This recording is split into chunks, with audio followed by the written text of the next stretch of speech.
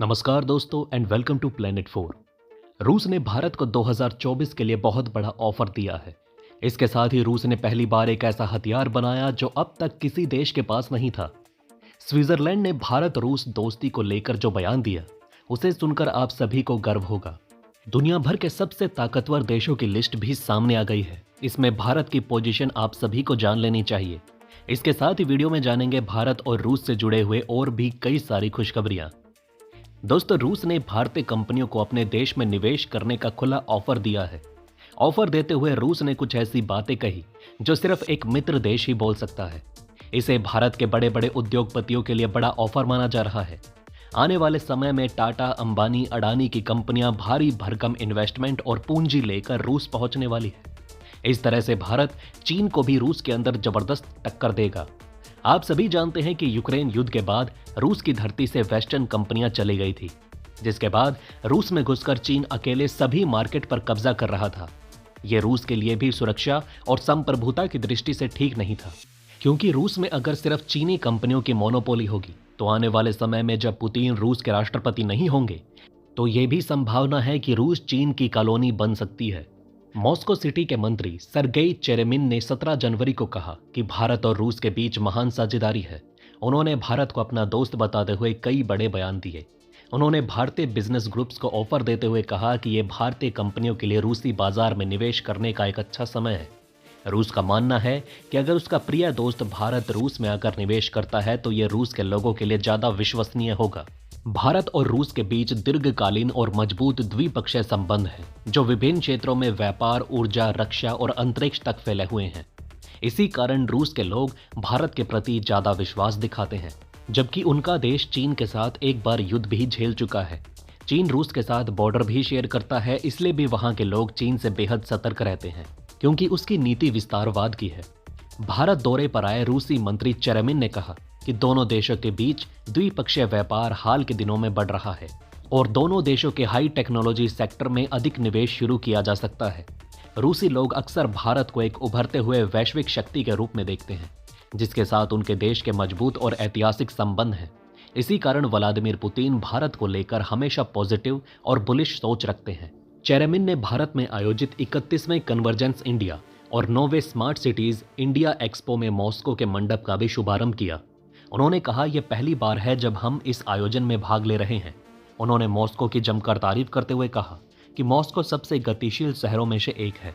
हाल ही में हमें आधुनिकीकरण के लिए यूनाइटेड स्टेट्स हैबिटेट द्वारा दुनिया के नंबर 1 शहर के रूप में सम्मानित किया गया था।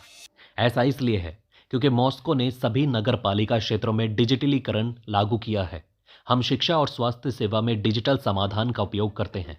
उन्होंने आगे बताया कि कैसे दोनों देश मिलकर मॉस्को स्मार्ट शहरों के विकास और भारत के स्मार्ट सिटी मिशन की सफलता में सहयोग कर सकते हैं। दोस्तों, व्यक्तिगत स्तर पर रूसी लोगों के भारतीयों के प्रति सकारात्मक धारणाएं होती हैं, खासकर जब वो सीधे संपर्क में आते हैं, जैसे कि पर्यटन या शिक्षा के माध्यम से। कई रूसी छात्र भारत में अध्ययन करते हैं। इस कारण रूस और भारत के बीच पीपल टू पीपल कनेक्शन भी जबरदस्त है।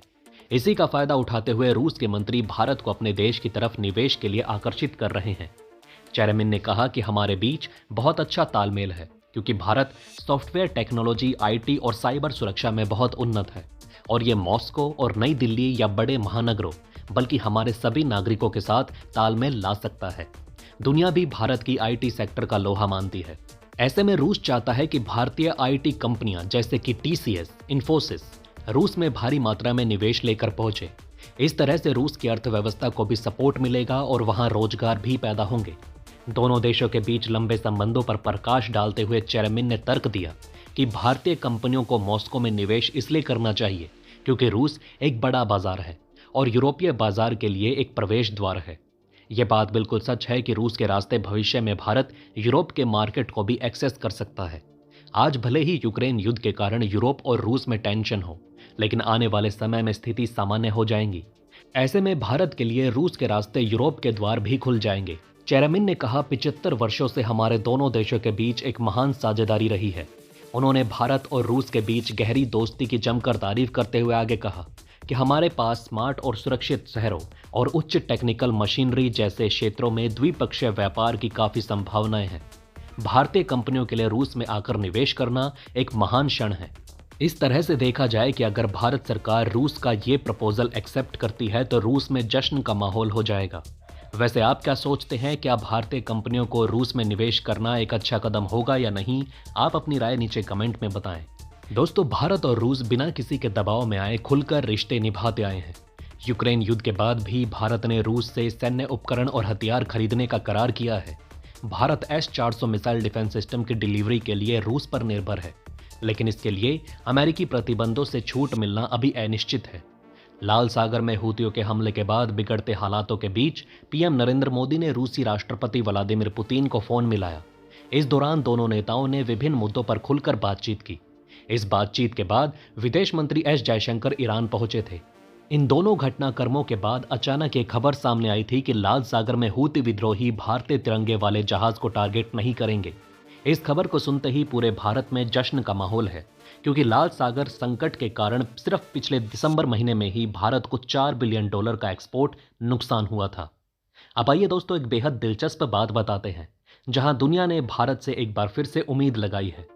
यूक्रेन में पिछले करीब 2 सालों से चल रहे युद्ध को खत्म करने के लिए दावोस में काफी अहम बैठक की गई, जिसमें कई देशों के राष्ट्रीय सुरक्षा सलाहकारों ने यूक्रेन के लिए शांति फार्मूले पर चर्चा की, जिसका मकसद था युद्ध प्रभावित देश में जल्द शांति बहाली पर जोर दिया जाए।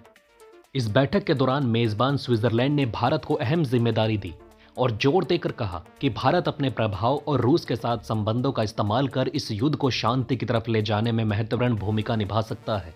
तो इस तरह से आप समझ सकते हैं कि भारत की अहमियत दुनिया में क्या है। जयशंकर साहब ने हाल ही में कहा था कि दुनिया कोई भी बड़े फैसले भारत से पूछे बिना नहीं लेती।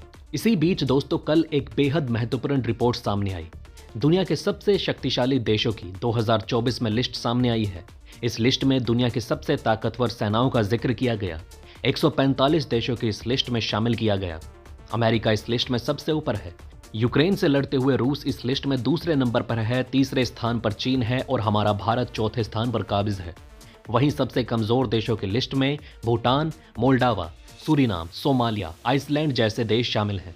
आइए दोस्तों, एक और बेहतरीन खबर बता देते हैं। रूस ने दुनिया में पहली बार जंग के मैदान में गोला बारूद पहुंचाने के लिए रोबोटिक कछुओं का उपयोग किया है। रूस का दावा है कि वो किसी रोबोट के जरिए युद्ध क्षेत्र में हथियारों को पहुंचाने वाला देश बन चुका है। ये बैटरी ऑपरेटेड होने के कारण गर्मी का उत्सर्जन भी नहीं करते। गर्मी पैदा ना करने से दुश्मन के हीट सीकिंग रडार भी इसे नहीं पहचान पाते। ये रोबोटिक कछुए 5 किलोमीटर दूर तक 500 किलोग्राम भार संभाल सकते हैं। रोबोट को इसकी सीमित गति के कारण टर्टल नाम दिया गया है। इसे पैदल सैनिकों का समर्थन करने के लिए डिजाइन किया गया है। इसकी टॉप स्पीड मात्र 10 किलोमीटर है। हालांकि ये औसतन 6 से 7 किलोमीटर प्रति घंटे की स्पीड से ही यात्रा कर सकता है। ऐसे में दुश्मन आसानी से इसे देख भी नहीं पाते। और आप सभी जानते हैं कि रूस भारत का परम मित्र है। ऐसे में भविष्य में ये कछुआ भारत को भी मिल सकता है, या फिर रूस और भारत मिलकर इस कछुए का निर्माण भारत में भी कर सकते हैं, जैसे कि हमने मिलकर ब्रह्मोस मिसाइल बनाया है ना कमाल की खबर। दोस्तों, अब आप अगली खबर किस टॉपिक पर देखना चाहेंगे नीचे कमेंट में बताएं। वीडियो में अंत तक हमारा साथ देने के लिए धन्यवाद। नमस्कार।